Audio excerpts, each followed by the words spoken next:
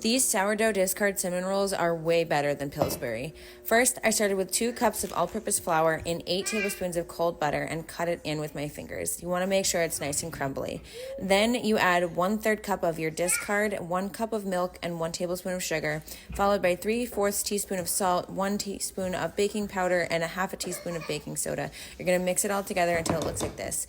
Next, for your filling, you're going to go in with 3/4 cup of brown sugar, 2 teaspoons of cinnamon, and 4 tablespoons of melted butter. Flour your surface with about a half a cup of flour. This dough is very sticky, so you're going to need pretty much all of it to make sure it doesn't stick to your surface. Start rolling it out with a rolling pin. I like to then fold it up and roll it out again because it just gives a nice and flaky texture to the cinnamon rolls.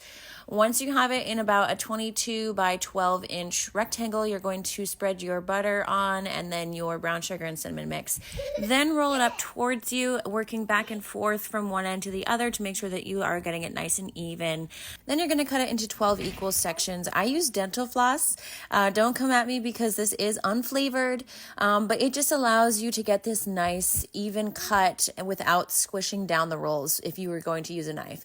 If you are going to use a knife, just make sure it's nice and sharp and don't put a lot of pressure while you're cutting. Then you're going to pop it in the oven at 375 for 35 to 40 minutes. And while that's baking, you're going to make the glaze. That is with 1 1/4 cup of powdered sugar, 1 tablespoon of melted butter, 2 teaspoons of vanilla extract, and 1 1/2 tablespoons of milk. Once they come out, make sure to put that glaze on right away so that it can melt because they're nice and piping hot. These were so flaky and delicious. I highly recommend.